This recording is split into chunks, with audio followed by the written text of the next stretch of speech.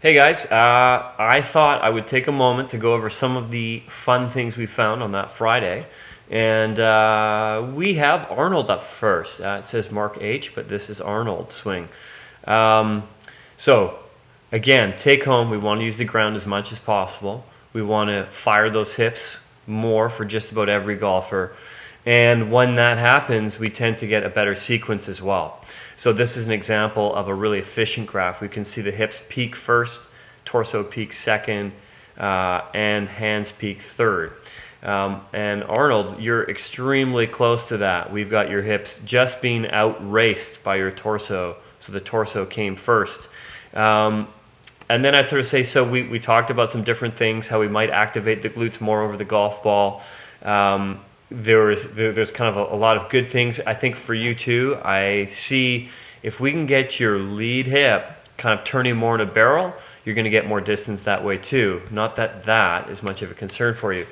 So when we scroll through the numbers, we can see, hey, you've got the right sequence, but the peak speed's just off a bit. So again, torso outrace the hips. Relative to PGA range, you are rotating with acceptable limits of speed. The main thing is we have rotation that puts power in our swing, and we also have gravity, or whether we kind of think of jumping, how much we use the ground. What I can tell you from the body track, and we don't have that data because we just use this feedback, is that we need to get you, instead of moving back and forth away from the golf ball towards the golf ball, we need to sort of get you working more up-down. So kind of in the barrel and figuring out how to kind of hypothetically jump a bit more without leaving the ground. The rest is just going to give you some little pointers as to where you are alignment-wise. So perhaps the upper body and lower body are a little bit tweaked open or closed. I wouldn't worry too much about that, but the big thing would be this number here. This is the pelvic side bend. This is looking at your hips. Is the lead side of your hip, or for you as a lefty, the right side, is it getting too low relative to the left? Or is your left hip bone, or left side of your body, getting too high? Now, when this number gets too high, which we have here, as in a negative 25-degree angle of the trail hip pointing down towards the ground, what it means is that when we rotate back through, we lose speed, and that number affects when your hips hit their peak. So how do you fix that? Well, I think the first thing we do is kind of what you thought about. We're thinking of like squeezing the glutes more, getting the glutes more active, trying to put the hips into it more. Any old lessons that you've ever had about how the hands start the backswing, or anything, how the feel is, you might want to key onto that too, because I can see there's some room for improvement as you start the backswing right away. But otherwise, it would say it looked really good. Keep on trying to turn within a barrel. A lesson might do you well as well, or just keep on grinding out. Todd, you are up next. What we see is that despite the errors in the transition, as in your hips start second, upper body started first, that requisite athlete in you, that kind of part of you that's always played golf, has figured out how to link it together. So you have the right peak speed.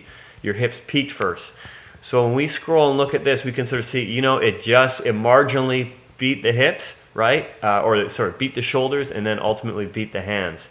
In this ideal graph, you can see there's a bit more of a gap between all three segments. That would be something you would work towards. How do you work towards that? There's some stuff going on in the backswing, probably shortening it up a little bit. And we can also say, I can see how this starts. While I love the look of all these numbers, it tells us that you're kind of loading the core the right way, or parts of it are moving the right direction. How your hands start the backswing, there's probably just a little bit of room for improvement. And that improvement probably means less corrections down the road.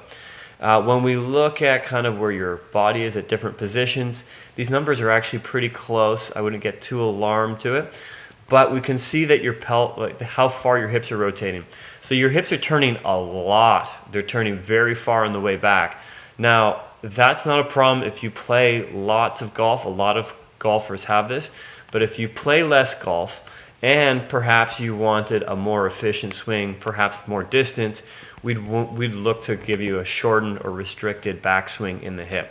That's also going to use the core more and glutes more as well. And that is also likely going to cause a bigger jump or a bigger separation between the hips and the shoulders here. Otherwise, a lot to like, not much to really fix there. These are your numbers at impact. It's saying, again, upper body is rotating further than PGA Tour range. So that's another reason why kind of continuing to improve the transition will be a bit challenging with that amount of swing. So suggestion would be either get a lesson, learn to make a bit more of a compact swing, and see if all those things start to change. You can see here impact. This is the numbers, the amount of turn and impact, right? What it's saying is that your shoulders got through, they're at the range that we want, but the hips failed to get that extra bit of rotation. So just small things to work on for you. Lastly, Ross. Ross, this is your swing. I really like the start of your backswing. How your hands are all kind of glued as one piece towards the whole body as it comes back. Looks great. And then as we start, we can sort of see there's some different changes of aberrations in how your torso is turning in the tail end of your backswing. I'm suspecting there's probably some stiffness or tightness through either the shoulders, mid-back, that's playing into this little kind of wiggly line. And this one, you sort of see it, it's maintaining a much more uniform rate of acceleration in your backswing. But when we look at the peak speeds, we see a lot going right as well. The hips and shoulders are peaking almost at the identical time, and the numbers look pretty good. So the transition, because of that little like aberration, probably some stuff going in the upper body, we can see your transition is started ultimately by the hand. So you have the opposite sequence of what we'd like, but as a good player or someone that's played a lot, you know how to correct it. Now, both of the segments, shoulders and hips, peaked at the exact same time, which is why you got a star here. It's sort of like a star of good measure, but it's also a star that's like, it's very random and chance that they both peak at the exact same time. We can see that the degrees of rotation per second, they're a little less than the PGA Tour average, but that's consistent with the distance that you're hitting it, and probably a bit more consistent with how you're using the ground as well. You're probably making up some yards through kind of using some verticality in your golf swing. Your numbers look pretty good. You know, we didn't take a ton of time to set up all these so that they're in the perfect position. But same thing here, I would make a note, is this pelvic side bend. When the trail hip is, or sorry, when the lead hip is getting too low at the top of the backswing, so it means that as a lefty, the left hip bone is high, the right hip bone is too low, that's going to rob you of a good transition sequence. So that was something we sort of found a bit for Arnold as well. We're seeing a lot of green, we like that.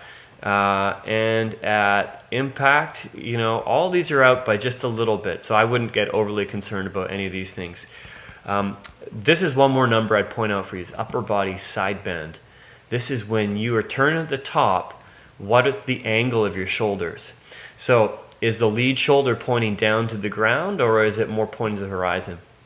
And what this tells us is that you have a bit more of like a flatter shoulder plane. We'd like to see that trail shoulder get a bit lower. Now, by getting it lower, it means your low back has to be a bit more flexible, and you have to use your abs and core more to make that kind of coil work. I would say I wouldn't change anything unless you're telling me you're getting some pain and discomfort, but otherwise, here's a snippet of those 3 swings. Hopefully some of that feedback works for all 3 of you.